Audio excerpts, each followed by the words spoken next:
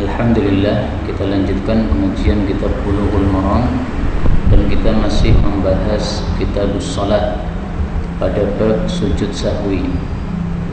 Telah kita pelajari kemarin beberapa hadis tentang sujud sahwi, bahwa sujud sahwi sebabnya ada 3.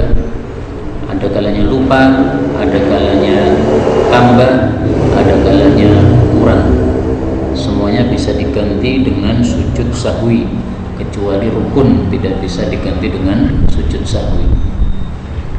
Nah, pertanyaannya, sujud sahwi ini setelah salam atau sebelum salam? Nah, kita baca hadis berikutnya 327. Qala al-muallif rahimahullahu ta'ala wa nafa'ana bihi wa bi'ulumihi fid dharain amin. Wa an Abi Hurairah radhiyallahu ta'ala anhu qala telah salat an-nabiyyu sallallahu alaihi wasallam ihda salah satu salatil asyi, 2 salat siang, berarti zuhur atau asar. Dalam sebagian riwayat disebutkan zuhur, dalam sebagian riwayat disebutkan asar. Bisa jadi pernah terjadi 2 kali. Salat duhur sama asar sama-sama 4 rakaat, tetapi ternyata beliau itu salatnya rakaatain, 2 rakaat saja. Tsumma sallama, kemudian beliau langsung salam. Berarti kan lupa ini ya, kurang 2. Tsumma qama, kemudian beliau berdiri ila khasyabatin, kepada satu kayu, fi muqaddamil masjid, di bagian depan masjid. Maksudnya bagian kalau dari di Indonesia ini berarti bagian baratnya masjid ya, ada kayu di sana, di bagian tempat mihrabnya imam. Fawada'a, lalu beliau meletakkan yadahu, telapak tangannya, alaiha, pada kayu tadi. Wa fil qaumi, dan di dalam kaum tersebut ada Abu Bakar wa Umar. Fahaba, maka keduanya pun takut, ayyukallimahu, untuk berbicara kepada Nabi sallallahu alaihi wasallam. Kenapa? Karena beliau kelihatan seperti sedang ada masalah ya. Jadi meletakkan tangannya pada kayu seolah-olah sedang memikirkan sesuatu. Nah, maka Abu Bakar dan Umar di sini mau bicara kepada Nabi itu takut. Dan ini hadis sekaligus menunjukkan fadilah Abu Bakar dan Umar karena disebutkan keduanya secara khusus. Wa kharaja, dan sudah keluar, sar'anun nasi, orang-orang yang cepat di antara manusia. Maksudnya cepat keluar.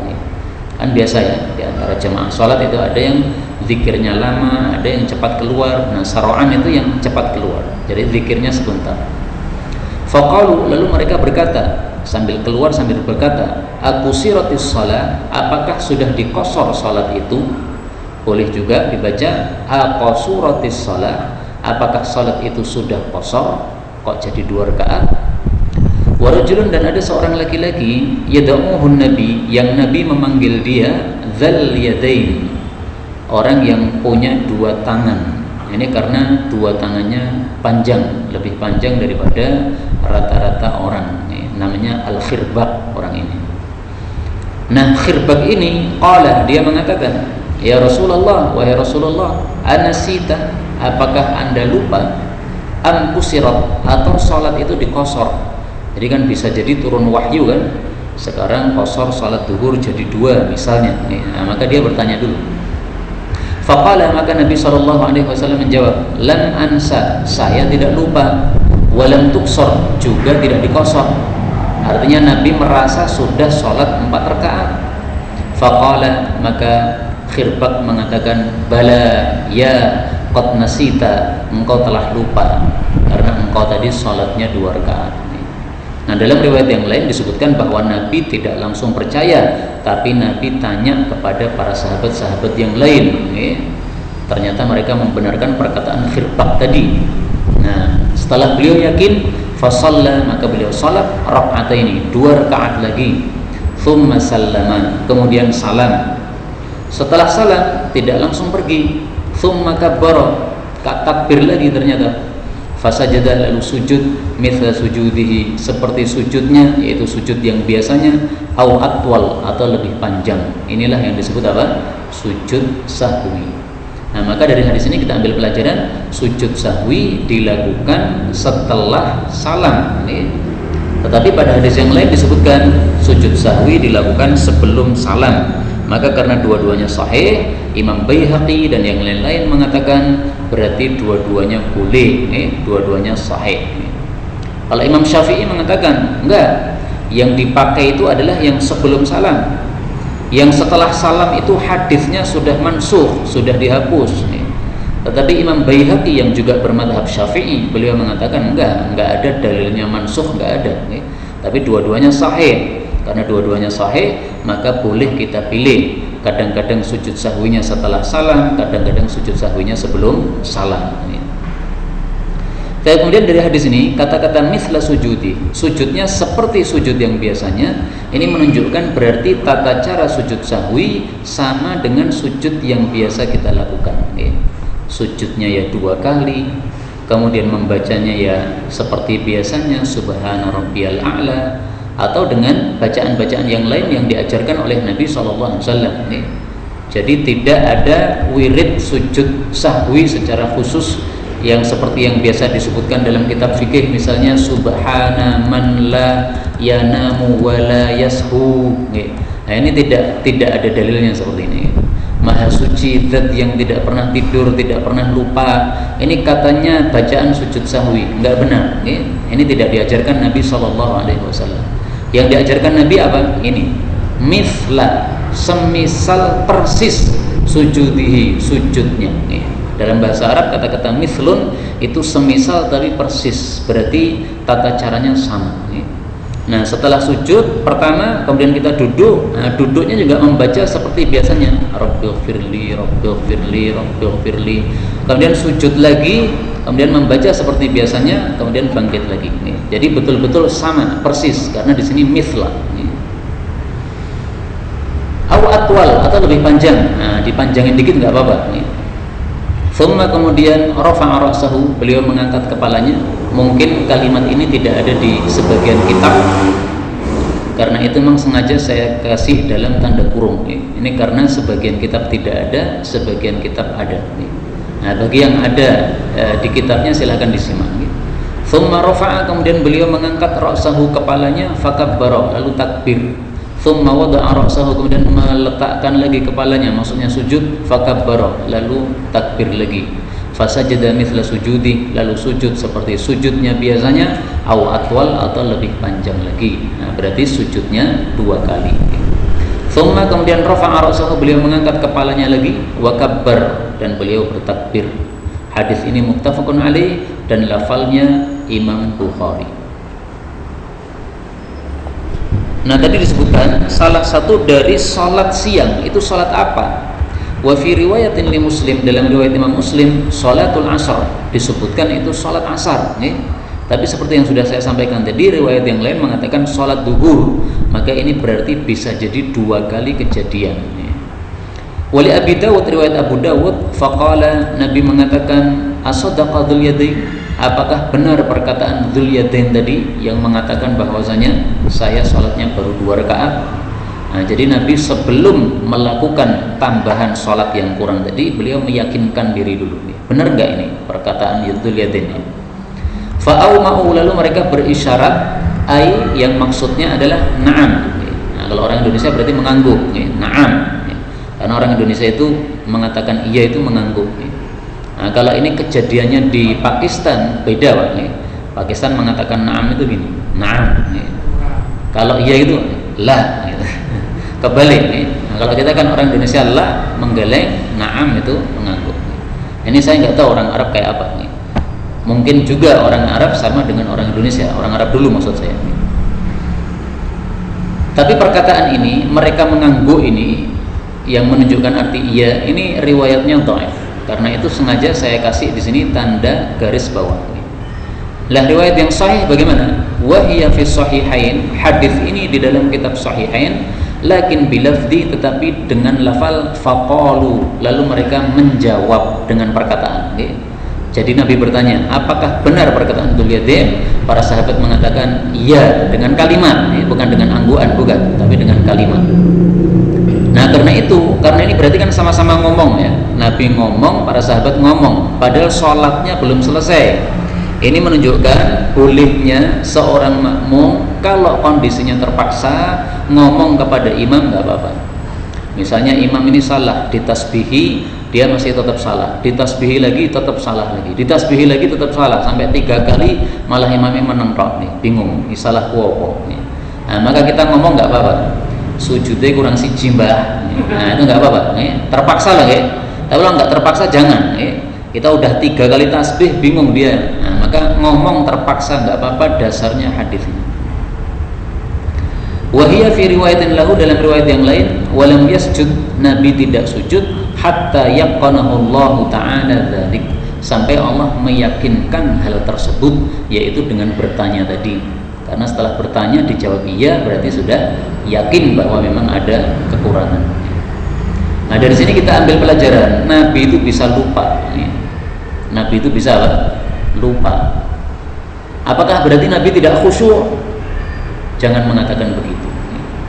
Nabi lupa itu sengaja dibikin lupa oleh Allah untuk menjadi contoh bagi kita. Allah Subhanahu wa taala menyebutkan dalam surat yang tadi saya baca pada salat maghrib, surat Al-A'la, sanuqri'uka fala tansa, kami akan membacakan Al-Quran kepada engkau wahai Nabi, fala tansa, maka kamu nggak bakal lupa. Tapi ada pengecualian, illa masya Allah, kecuali yang dikehendaki oleh Allah untuk lupa, maka kamu bisa lupa. Berarti Nabi bisa lupa. Tapi lupanya Nabi terhadap Quran itu selalunya setelah disampaikan kepada umat. Adapun sebelum disampaikan kepada umat tidak mungkin lupa, karena kalau lupa sebelum menyampaikan kepada umat nanti wahyunya jadi berkurang. Saya kembali ke sini, berarti kesimpulannya sujud sahwi boleh dilakukan sebelum atau setelah salam, semuanya sahih dari Nabi Sallallahu Alaihi Wasallam, dan tata caranya sama dengan sujud biasa. Kemudian di sini ada satu pembahasan yang saya tulis, kalamun nasi wal jahil. Bagaimana kalau ada orang yang sholat tapi dia di tengah-tengah sholat ngomongnya karena lupa atau karena bodoh, tidak paham hukum sholat. Misalnya baru saja masuk Islam, kemudian belum paham hukum tata cara salat, tengah-tengah salat dia ngomong. Nah, ini menurut jumhur ulama atau mayoritas ulama, la yubtilus shalah, itu tidak membatalkan salat. Dalilnya tadi ya, Nabi salatnya baru 2 rakaat, berarti salat zuhurnya belum selesai. Nah, kemudian beliau ngomong bersama para sahabat juga menjawab. Ini kan dalam kondisi lupa ya, lupa karena beliau mengira ini sudah 4 rakaat. Nah, maka kalau dalam kondisi lupa dimaafkan, demikian juga orang yang tidak paham juga dimaafkan. Ini menurut mayoritas para ulama. Tapi kita lanjutkan hadis berikutnya.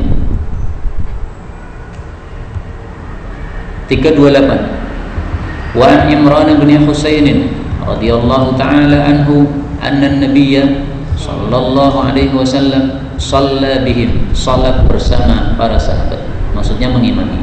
Fasaha, maka Nabi lupa. Fasajada sajdatain, lalu beliau sujud 2 kali sujud. Thumma tasyahhada, kemudian beliau membaca tasyahud. Thumma sallama, kemudian beliau salam. Diriwayatkan oleh Abu Dawud, Tirmidzi, dan dihasankan oleh Imam Tirmidzi, dan Hakim mensahihkannya. Perhatikan kata-kata thumma tasyahhada, beliau tasyahud, thumma salam, kemudian beliau salam. Nah, ini kalau kita tidak perhatikan bisa salah paham.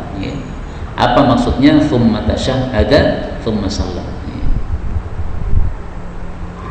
Fi siyaqi hadits sunan anna hadza sahwa fi hadits fal murad bizal at-tasyahhudul akhir wallahu a'lam. Jadi yang dimaksud tasyahud di sini adalah tasyahud akhir. Jadi thumma tasyahhada, Nabi tasyahud, thumma salam, kemudian Nabi salam. Jadi jangan salah paham, bukan berarti setelah sujud sahwi sebelum salam tasyahud lagi, bukan begitu. Jadi tadi kan lupa tasyahud. Ini mestinya salat 4 rakaat itu tasyahudnya tasyahud awal sama tasyahud akhir. Nah, beliau itu pada rakaat kedua tidak tasyahud, beliau langsung berdiri ke rakaat ketiga. Nah, pada rakaat yang keempat thumma tasyahhad, beliau tasyahud, itu maksudnya tasyahud akhir. Thumma sallam, kemudian salam. Nah, salamnya ini setelah sujud tadi, ya. Jadi bukan tasyahudnya setelah sujud sahwi, bukan, ya. Ya, sujud sahwinya tetap setelah tasyahud, ya. Tasyahud akhir selesai, kemudian sujud sahwi, kemudian salam. 329.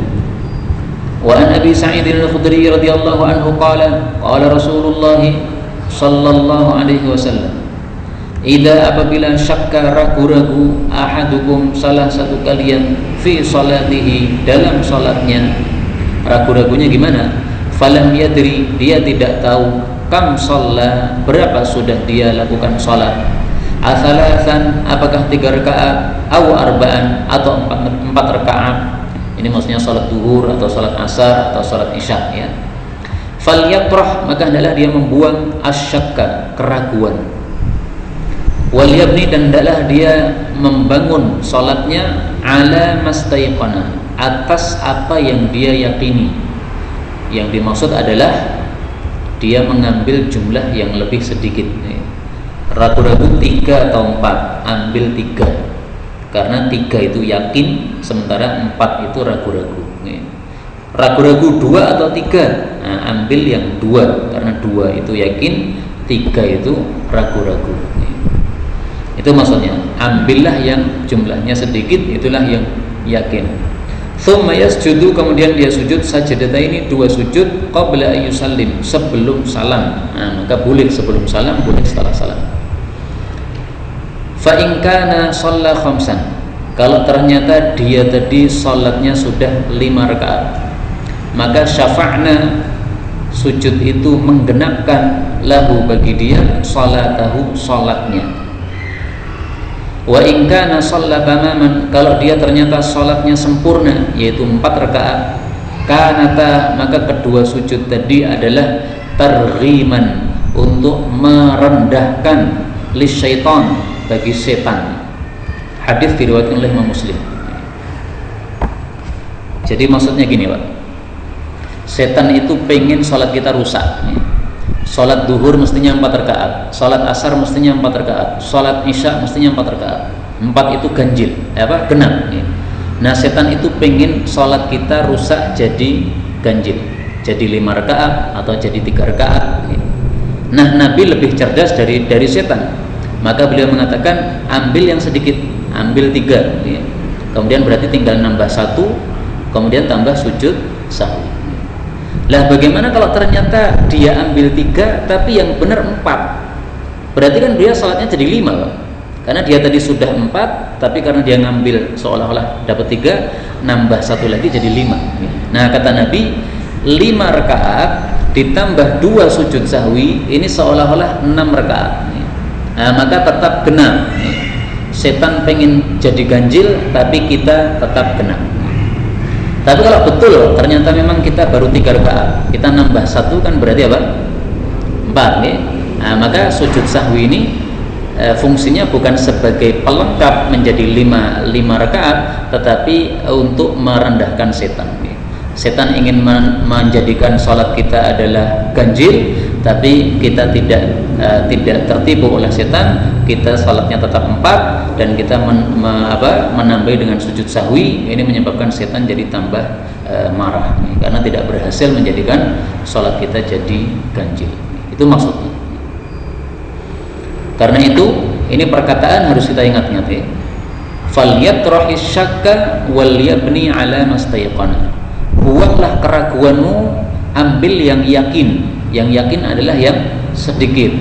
Karena kalau kita ragu-ragu, ini sudah 3 atau 4, itu berarti antum ragu-ragu di 4-nya, 3-nya nggak ragu-ragu. Ragu-ragu sudah wudu atau belum, berarti yang ragu-ragu apa? Wudunya. Tapi yakinnya adalah belum wudu. Ragu-ragu sudah batal atau belum, nah itu berarti ragu-ragu di batalnya. Yakinnya adalah belum batal. Nah, maka demikian juga di sini Nabi suruh kita ambil yang yakin, yaitu yang sedikit. Tapi ketahuilah bahwasanya ragu-ragu itu di dalam sholat dibagi 2. Pertama adalah ragu-ragu yang tidak disertai dengan pilihan manapun. saya ragu 3 atau 4, tapi yang mana yang kira-kira benar ya? Nggak ada kecenderungan. Nah, maka berlaku hadis tadi, ambil yang sedikit. Tapi kalau kita ragu-ragu, sambil hati kita ada kecenderungan kepada salah satunya, maka hendaklah yang kita pilih, yang kita cenderungi. Dalilnya apa? Nanti akan kita baca. Nah, maka sebenarnya hadisnya itu kalau diurutkan, ini kan hadis 329, ini hadis tentang menyuruh kita mengambil yang sedikit. Ini karena ragu-ragunya betul-betul blank. Nah, ada hadis yang lain, fal yataharras shawab, menyuruh kita untuk mengambil yang kita cenderung kepadanya. Ini hadis nomor 330. Ini tadi 329, ini 330. Nah, maka sangat bagus ini oleh Al-Hafidz Ibnu Hajar Al-Asqalani, hadisnya disandingkan, supaya kita tahu ini keraguan nomor 1 adalah keraguan yang blank. Kalau keraguannya blank, gimana hukumnya? Fal yabni ala mastaiqana. Nah, sekarang kita baca hadis tentang keraguan yang tidak blank. Wa an Ibnu Mas'ud radhiyallahu anhu qala, shalla telah salat Rasulullah sallallahu alaihi wasallam. Falamma sallama, tatkala beliau salam, qila lahu, dikatakan kepada Nabi, ya Rasulullah, wa ya Rasulullah, ahadatha, apakah terjadi fis salati, dalam salat, syai'un, sesuatu, maksudnya perubahan. Karena Rasulullah kok salatnya beda dari biasanya.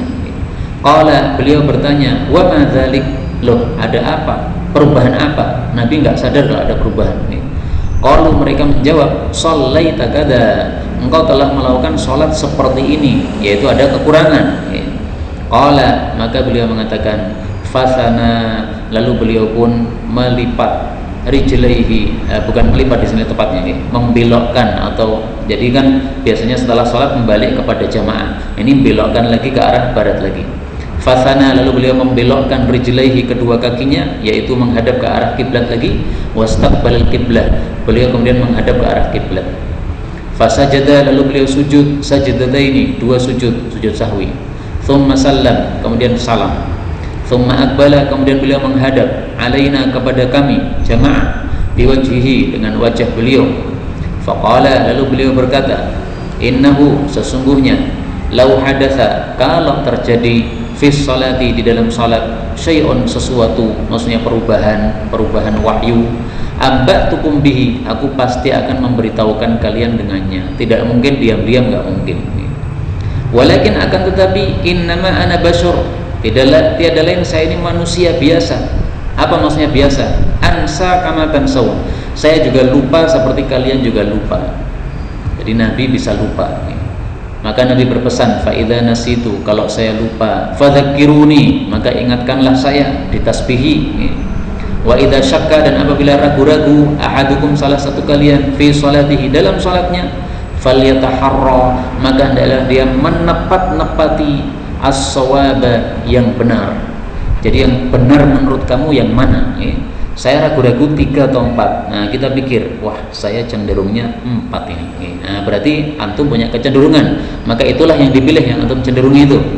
Tapi kalau blank betul, udah ambil yang sedikit. Fal yutimma alaih, lalu hendaklah dia menyempurnakan salat atas yang dia pilih tadi. Thumma liyasjud sajdatain, kemudian hendaklah dia sujud 2 kali sujud. Hadis muttafaqun alaih. Dalam riwayat yang lain disebutkan, fal yutimma, hendaklah dia sempurnakan salatnya, dilanjutkan maksudnya, thumma yusallim, kemudian hendaklah dia salam, thumma yasjud, kemudian hendaklah dia sujud. Bedanya apa?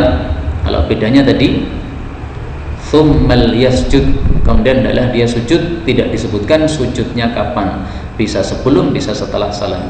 Tapi riwayat yang lebih jelas mengatakan thumma yusallim thumma yasjud, salam dulu kemudian sujud. Maka berarti boleh milih, boleh setelah salam, boleh sebelum salam.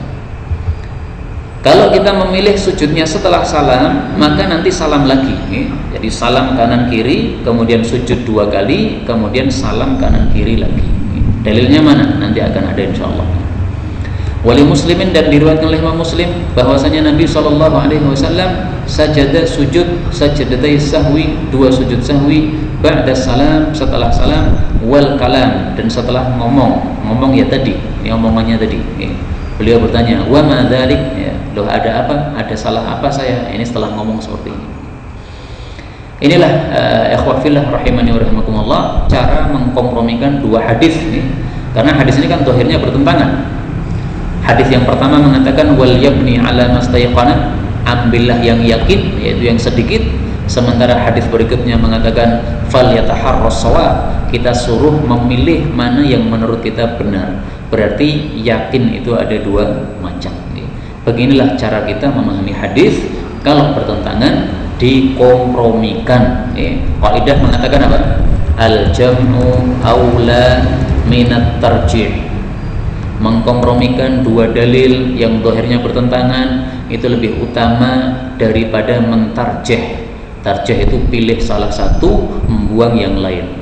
Nah, kita jangan pilih salah satu, ambil dua-duanya, tapi masing-masing taruh di tempatnya yang pas.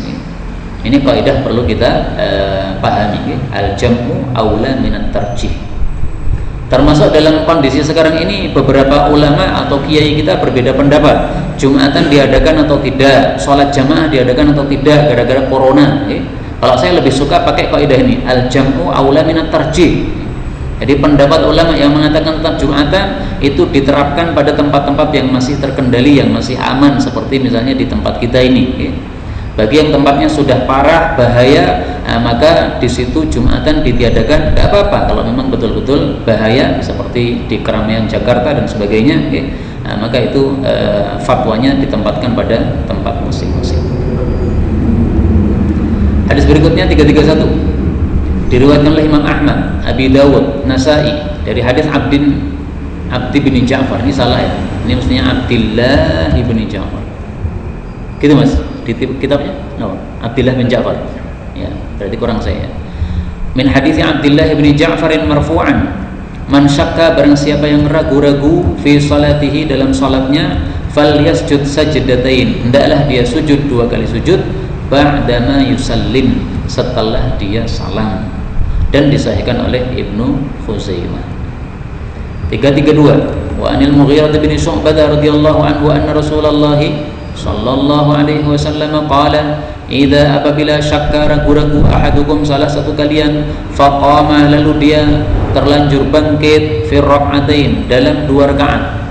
Jadi mestinya setelah dua rakaat duduk tahiyat awal, tapi terlanjur bangkit, sudah bangkit nih, fastatama, lalu dia sudah sempurna qaiman, berdiri, maka tidak boleh balik, falyamdi, hendaklah dia lanjut. Lanjut itu artinya tidak boleh duduk lagi.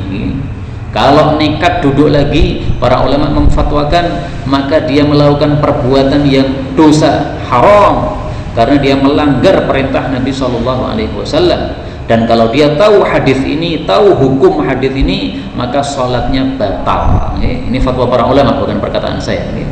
Jadi kalau sudah terlanjur berdiri lurus, sempurna itu lurus, yang disebut istatama, sempurna, qaiman, berdiri itu maksudnya lurus, bukan sedekap, bukan. Kalau kita sudah lurus meskipun belum sedekap, ini sudah istatama. Maka yang dijadikan patokan adalah sudah lurus atau enggak. Kalau belum lurus, meskipun tinggal dikit aja, maka ini belum sempurna namanya. Nah, kalau udah lurus, meskipun dia masih belum sedekap, ini sudah lurus, sudah termasuk hukum hadis ini. Falyamdi, hendaklah dia lanjut. Wal yasjud sajdatain, hendaklah dia sujud dua kali sujud nanti sebelum salat. Wa illam yastatim qa'iman, tapi kalau dia belum sempurna berdirinya, falyajlis, maka hendaklah dia balik duduk lagi, duduk tahiyat. Wala sahwa alaih, dan tidak ada sujud sahwi terhadap dirinya. Hadis ini diriwayatkan oleh Abu Dawud, Ibnu Majah, Daruqutni, dan lafal ini milik Daruqutni bisanadin dhaif, dengan sanad yang dhaif. Tetapi Syekh Albani mengatakan dalam kitab Sahihul Jami' bahwa hadis ini kesimpulannya sahih. Kenapa? Banyak jalurnya, termasuk juga diriwayatkan oleh Tabarani dalam kitab Mu'jamnya. Nah, maka kesimpulannya hadis ini sahih, bisa dipakai. Yaitu apa? Kalau imam lupa dan lupanya itu meninggalkan tahiyat awal, maka ini dibagi dua. Kalau sudah terlanjur berdiri lurus, tidak boleh balik lagi. tetapi cukup diganti dengan sujud sahwi. Tetapi kalau belum lurus berdirinya, maka hendaklah balik dan tidak melakukan sujud sahwi. Nah, pertanyaan, bagaimana kalau ada imam yang dia belum paham hadis ini? Maka dia balik karena belum lurus kan, dia balik. Kemudian dia sudah tahiyat awal, tapi di akhir dia sujud sahwi. Nah, kita sebagai makmum ikut atau enggak? Nah, di sini kalau kita mengikuti pendapat mayoritas para ulama, maka kita tidak mengikuti sujud sahwinya imam. Kenapa? Mayoritas ulama berpendapat sesuai hadis ini. Kalau imamnya itu sudah tadi sudah duduk tahiyat awal, maka nggak ada sujud sahwi. Tapi kalau kita mengikuti pendapat Imam Ahmad, maka Imam Ahmad berpendapat bahwasanya tetap ada sujud sahwi. Nah, sekarang muncul pertanyaan, kenapa Imam Ahmad berpendapat tetap ada sujud sahwi? Padahal di sini Nabi sangat jelas mengatakan wala sahwa, nggak ada sujud sahwi. Kenapa kok Imam Ahmad tidak mentaati hadis ini? Nah, jawabnya adalah bisa jadi Imam Ahmad menganggap hadis ini dhaif, nggak terpakai. Dan Imam Ahmad berhujjah dengan perbuatan Anas bin Malik. Anas bin Malik pernah mengimami, ketika dia rakaat kedua dia langsung bangkit, tidak tasyahud. Nah, ketika belum sempurna bangkitnya, ditasbih oleh orang-orang, beliau duduk tahiyat. Ternyata sebelum salam beliau sujud dulu dua kali, sujud sahwi. Nah, ini diriwayatkan oleh Baihaqi, dilakukan oleh Anas bin Malik. Nah, maka jawabannya adalah bahwasanya pendapat Imam Ahmad dalam hal ini tidak kuat karena bertentangan dengan hadis Nabi Sallallahu Alaihi Wasallam. Ini ada hadis Nabi sudah jelas mengatakan tidak ada sujud sahwi, sementara di situ ada perbuatan Anas bin Malik, dia sujud sahwi. Pilih mana kita? Pilih hadis Nabi atau pilih perbuatan Anas? Tentu saja kita pilih hadis Nabi Sallallahu Alaihi Wasallam. Karena itu kesimpulannya gini, kalau imamnya dia sujud sahwi padahal semestinya nggak ada sujud sahwi, maka kalau panjenengan mengikuti pendapat Imam Ahmad, ya panjenengan ikut sujud nggak apa-apa. Tapi kalau saya lebih suka tidak ikut sujud, kecuali kalau membuat kekacauan di masjid tersebut, nah maka saya sujud nggak apa-apa. Tapi kalau tidak membuat kekacauan, malah orang-orang bertanya, loh kenapa antum nggak sujud tadi? Nah, bisa saya jelaskan, oh yang benar itu nggak sujud. Nah, imamnya nanti bisa mengambil pelajaran dari situ.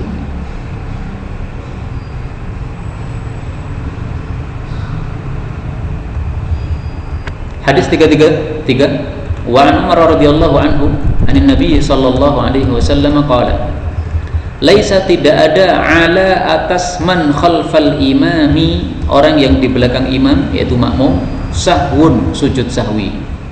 Maksudnya makmum itu tidak boleh sujud sahwi sendiri.